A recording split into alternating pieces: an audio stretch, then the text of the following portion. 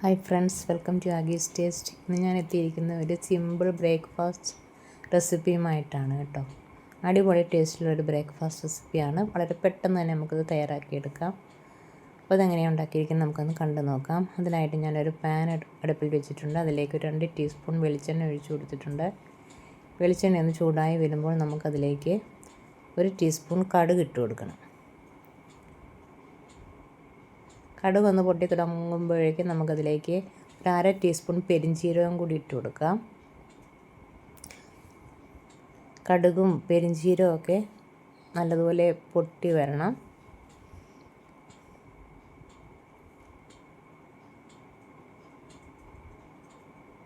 കടുകും പെരിഞ്ചീരകമൊക്കെ നല്ലതുപോലെ പൊട്ടി വന്നിട്ടുണ്ട്. ഇനി നമുക്കിതിലേക്ക് ചേർത്ത് കൊടുക്കാനുള്ളത് സവോളയാണ്.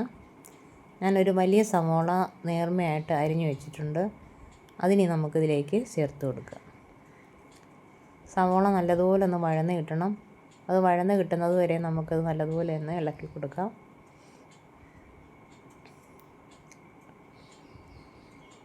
കൈയെടുക്കാതെ ഇളക്കി കൊടുക്കുക, കരിഞ്ഞു പോകരുത്. ഒരുപാട് അങ്ങ് വഴന്ന് പോകേണ്ട കാര്യമില്ല കേട്ടോ. കുറച്ച് വഴന്ന് വരുന്ന സമയത്ത് നമുക്കിതിലേക്ക് 1 ടീസ്പൂൺ ഇഞ്ചി വെളുത്തുള്ളി പേസ്റ്റ് കൂടി ചേർത്ത് കൊടുക്കാം.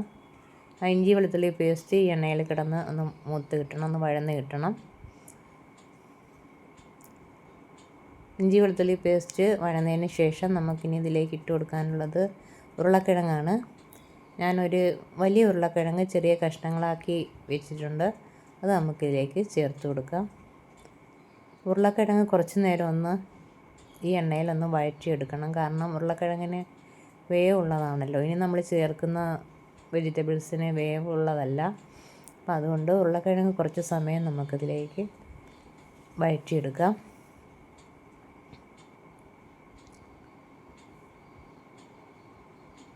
ഒന്ന് വഴന്ന് വരട്ടെ.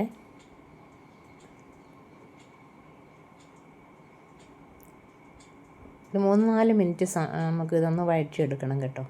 ഇനി ഞാനിട്ട് കൊടുക്കുന്നത് 3 പച്ചമുളകാണ്. ഇനി പച്ചമുളകും ചേർത്തൊന്ന് ചെറുതായിട്ടൊന്ന് വഴറ്റി കൊടുക്കാം. ഇനി ഇതിലേക്ക് നമ്മളിടുന്നത് ക്യാബേജ്, ക്യാരറ്റുമാണ്. രണ്ടും ഓരോ കപ്പ് വീതം എടുത്തിട്ടുണ്ട്. ഈ പച്ചക്കറികൾ നമുക്ക് ഇഷ്ടമുള്ള പച്ചക്കറികളൊക്കെ ചേർത്ത് കൊടുക്കാം. അത് ക്വാണ്ടിറ്റി നമുക്ക് ഇഷ്ടമുള്ള നമ്മുടെ വീട്ടിൽ ആവശ്യമുള്ള അനുസരിച്ചുള്ള ക്വാണ്ടിറ്റി എടുക്കാം. ഇവിടെ ഇപ്പോൾ ഇത് മതി, അതുകൊണ്ട് ഇത്രയും ഞാൻ എടുത്തിട്ടുണ്ട്. ഇനി ഇതെല്ലാം കൂടെ നല്ലതുപോലെ ഒന്ന് മിക്സ് ചെയ്ത് കൊടുക്കാം. ഇനി അടുത്തതായിട്ട് ഒരു വലിയ തക്കാളി ഞാൻ ചെറുതായിട്ട് അരിഞ്ഞ് വെച്ചിട്ടുണ്ട്. അതുകൂടി ചേർത്ത് കൊടുക്കാം. അതും കൂടി ഇതിനകത്തിട്ട് നല്ലതുപോലെ ഒന്ന് മിക്സ് ചെയ്തെടുക്കാം. അപ്പോൾ തക്കാളിയും കിഴങ്ങും ക്യാബേജും ക്യാരറ്റും എല്ലാം കൂടെ നല്ലതുപോലെ ഒന്ന് മിക്സായി വന്നിട്ടുണ്ട്. ഇനി നമുക്കിതിലേക്ക് പൊടികളാണ് ചേർക്കാനുള്ളത്. 1 ടീസ്പൂൺ മുളക് പൊടി ചേർത്തിട്ടുണ്ട്. അതുപോലെ തന്നെ 1 ടീസ്പൂൺ മല്ലിപ്പൊടി, 1/2 ടീസ്പൂൺ കുരുമുളക് പൊടി, 1/4 ടീസ്പൂൺ മഞ്ഞൾപ്പൊടി, 1/2 ടീസ്പൂൺ ഗരം മസാലപ്പൊടി, പിന്നെ ആവശ്യത്തിന് ഉപ്പ്. ഇത്രയും ചേർത്തിട്ട് നമുക്ക് നല്ലതുപോലെ ഇതൊന്ന് മിക്സ് ചെയ്യാം.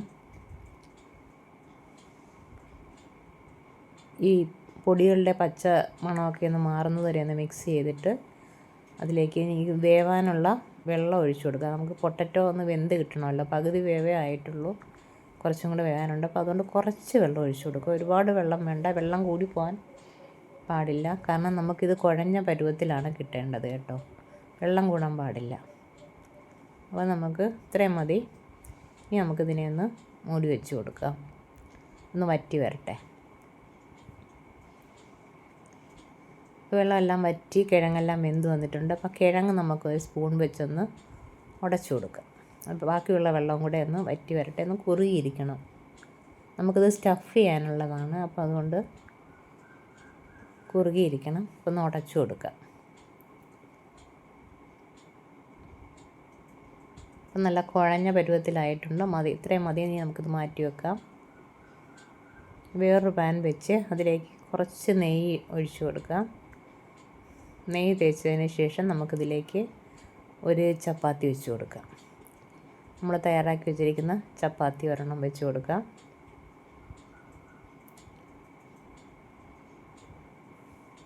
ചപ്പാത്തി ആ ഒരു സൈഡ് വെന്ത് കിട്ടുന്ന സമയത്ത് നമുക്ക് തിരിച്ചിട്ട് കൊടുക്കാം.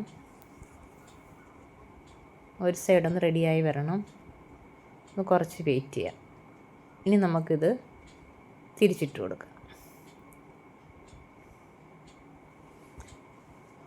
ചപ്പാത്തി അങ്ങനെ ബബിൾസൊക്കെ വന്നു തുടങ്ങിയിട്ടുണ്ട്. ഈ സമയത്ത് നമുക്ക് നമ്മൾ തയ്യാറാക്കി വെച്ചിരിക്കുന്ന ആ മസാല കൂട്ടുണ്ടല്ലോ, അത് ഇതിലേക്ക് കുറച്ച് വെച്ച് കൊടുക്കാം. നമുക്ക് എങ്ങനെ വേണമെങ്കിലും ഫോൾഡ് ചെയ്തെടുക്കാം. ഒന്ന് ചുരുട്ടിയെടുക്കുക, അല്ലെങ്കിൽ രണ്ടായിട്ട് മടക്കിയെടുക്കുക. ഞാനിവിടെ എളുപ്പത്തിന് രണ്ടായിട്ട് മടക്കിയെടുക്കുകയാണ്. എന്നിട്ട് രണ്ട് സൈഡും ഒന്നും കൂടി ഒന്ന് മൊരിച്ചെടുക്കുന്നുണ്ട്.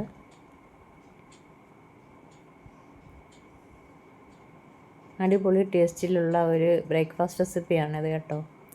എല്ലാവർക്കും ഇഷ്ടപ്പെട്ടു. അപ്പം തന്നെ തീരുകയും ചെയ്തു കേട്ടോ. അപ്പോൾ അത് രണ്ട് സൈഡും റെഡി ആയിട്ടുണ്ട്. നമുക്കിനി ഇതിനെ എടുത്ത് മാറ്റാം. അടുത്ത ചപ്പാത്തി ഞാൻ ഇട്ട് കൊടുക്കുകയാണ്. ഇതിനകത്ത് കുറച്ച് നെയ്യുണ്ട്. അപ്പോൾ ഇനി അടുത്തത് അഡീഷണലായിട്ട് നെയ്യ് ചേർത്തില്ല. അപ്പം ഞാൻ വേണമെന്നുള്ളവർക്ക് രണ്ട് സൈഡിലും നെയ്യോ ബട്ടറോ ഒക്കെ തേച്ച് കൊടുക്കാം കേട്ടോ. പക്ഷെ ഞാനത് തേച്ചിട്ടില്ല. അപ്പോൾ ഇനി നമുക്കിതിലേക്ക് വീണ്ടും ഫില്ലിങ് വെച്ച് കൊടുക്കാം. മടക്കി തിരിച്ചും മറിച്ചും ഇട്ട് അത് വേവിച്ചെടുക്കാം.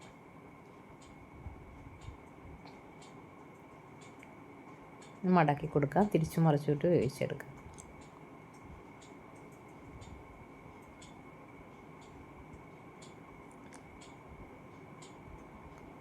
അപ്പോൾ അതും റെഡി ആയിട്ടുണ്ട്. ഇനിയിപ്പം പാനിൽ എണ്ണമയം ഇല്ല, കണ്ടല്ലോ, ഉണങ്ങിയിരിക്കുകയാണ്. അപ്പോൾ നമുക്ക് ലേശം നെയ്യ് കൂടി ചേർത്ത് കൊടുക്കാം. ചേർത്തതിന് ശേഷം ഒരു ചപ്പാത്തി കൂടി ഇതിലേക്ക് വെച്ച് കൊടുക്കാം.